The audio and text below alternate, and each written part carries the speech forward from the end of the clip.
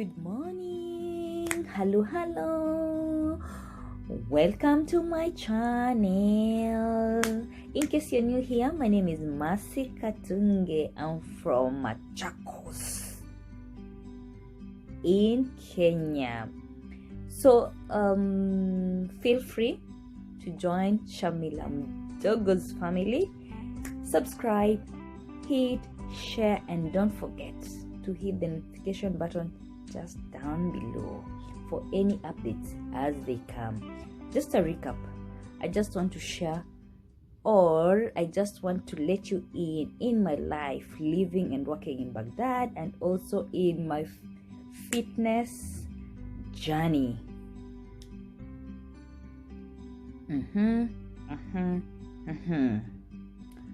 Today is one of those days that I woke up full of energy, just thanking God for taking care of me, for giving me this opportunity to talk to you guys, for making me see another day. Thank you, Jehovah. Asante sana, asante sana, asante sana. Just to let you know, here, I think they have churches, but I've never gone to one of the churches. Never. Ask me why. Reason? I'm so scared.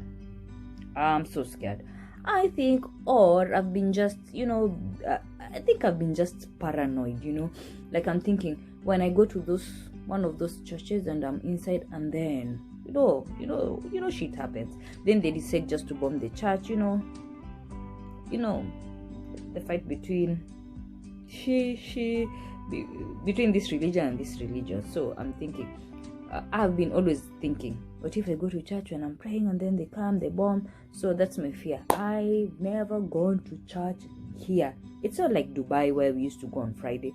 But all in all, I still praise God. I still pray every day in my room. There are just days that I just feel like it's on a Sunday. My room just becomes like a church. I pray, I sing, but all in all, I give thanks to God. So, back to our today's business.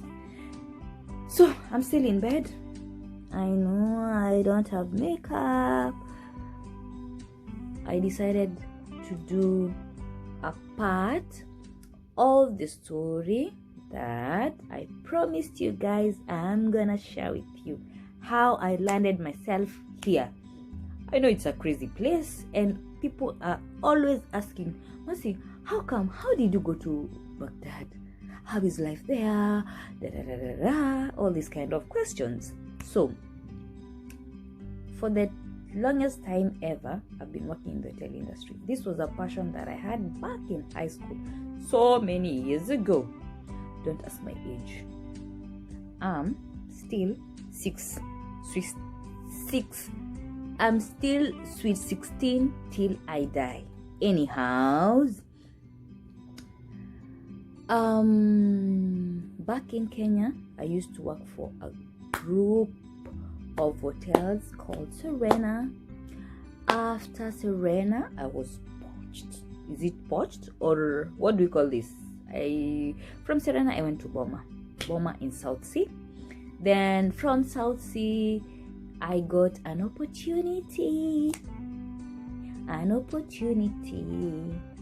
to join one and only Royal Mirage in Dubai, So I worked there for almost like 2 to 3 years, and fate had it. You can never know what God has planned for you for the next day or for tomorrow. So my job just ended. And I remember that time when my job ended, I was just, like frustrated. I was like, damn, going back home, where am I gonna start from? Yes, we have hotels, but in Kenya or in my country, you have to have a good father, like you have to have someone to push you somewhere so that you can join a place. So being that frustrated, I tried to apply for jobs. I landed a job in Abu Dhabi, but my visa did not go through. So here I was at home. I was in Kenya. I didn't stay for long there. I think God was just faithful, and God was just there for me. So while at home, no, actually, I remember I applied for this job while I was in Dubai, almost the last week before I left that place. I just, the way you go online, I just saw Babylon. By that time, it was a different management that I was in charge. So I saw Babylon Warwick Hotel. So I was like, Babylon Warwick Hotel. And then, to make matters worse, the location was Baghdad. So I was like, what the hell is that? I had to Google. Guys, I had to Google because I didn't know where Baghdad was. So I went to the map. I put, and then I was there in Iraq. And then with all the news, but trust me, I didn't know what I was doing by that time. I just, the application form, and I just sent the email, and then, Eddie, I think some of us have been in that position that, like, when you don't have a job or something goes wrong, you just send applications. You just send application everywhere. You're just waiting to see which one will be fruitful. So that is what I did. So I just sent my application. And then off, I went to Kenya. So meanwhile, while I was in Kenya, I didn't stay in Kenya for long. And what I thank God is, maybe I always say there's always a reason for something to happen. And if God closes one window, He will open another window for you. Or if God closes one door, He will open another door for you. He can never leave you like in a situation. Maybe He made, or you may feel that He's left you, but trust me, that is what we call temptations. And temptations are there in our day-to-day life. Satan is there to tempt us, And when you have those kind of temptations, that is the time you have to kneel down and pray to God. You have to kneel down and bow your head and pray to God to listen to you. So that time when I went back to Kenya, I remember that is the time that my grandmother from my father's side was critically ill. She had mouth cancer, and I'm called after her. Actually, I'm called Katunge. So she was so dear to me. And I remember when I used to go home for vacations, I loved and I enjoyed her cooking so much. Those kind of, when you land, you just want to go to your grandma and eat, what do you call it? And eat malenge, and eat kunde, and eat githeri, those homemade food, those traditional homemade foods like githeri that has not been, what do you call it? That has not been fried. That is where the sweetness of home food was for me. So that is the time, those were her last days that we nursed her. And I remember I was like, God, maybe I lost my job so that I can come and see my grandmother the last days. And it was so unfortunate. She passed away, and we buried her. So meanwhile, just a little bit, let me bring you a little bit back. During that period, that grace period, I remember one day I just woke up and I got an email. And I got an email from my then supposed to be manager, supposed to be direct manager. And I just read through. Congratulations, I'd like to have a Skype interview with you. So I was like, should I go for this or no? Should I try it or no? So I said, there's no harm in trying. So I scheduled for time.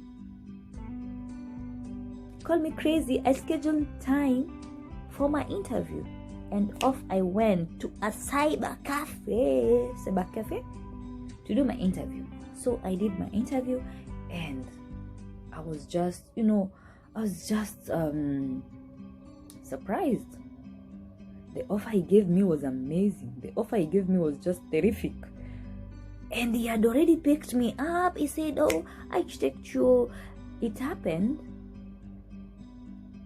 The manager had worked for a company called Dusit near downtown, near Emirates, near Dubai Mall.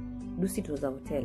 So he really had an idea of my previous company in Dubai, one and only. He knew we guys were well trained and all those kind of stuff. So when he did the actual Skype interview with me, he just loved it.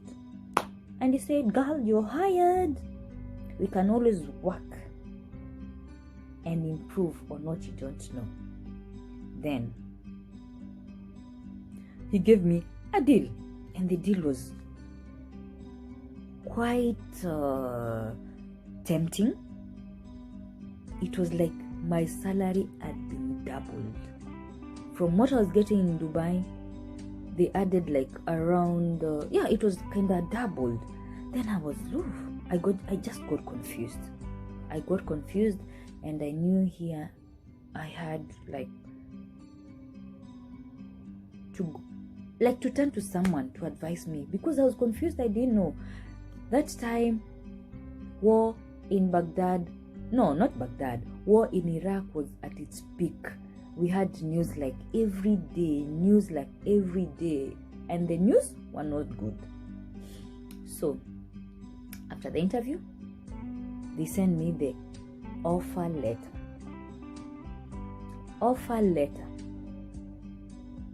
So, I called. I didn't tell anyone, because I knew if I tell someone, or if I tell any of my friends or any of my family, they will be like, Mercy, no, you cannot go there. No, you cannot go there. So, whom did I call? I called the only person in this world that I trust, that talks to me, that makes me complete, that is always there to give me wise decisions and is full of wisdom. So I called my dad. My dad is one of my favorite person. He's my best friend, actually. He's my mentor. He's everything to me. So I called my dad. Dad, listen. Dad, blah, blah, blah, blah. I informed him about the whole thing. Then he told me, Mercy, I cannot tell you not to go. At the end of the day, you have to make your decisions. You have to be actually an adult to make your decisions.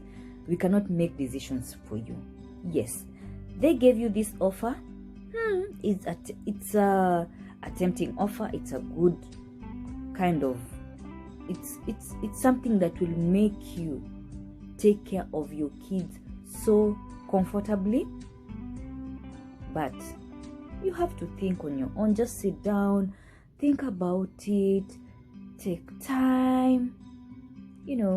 I can see time is on it's not on our side.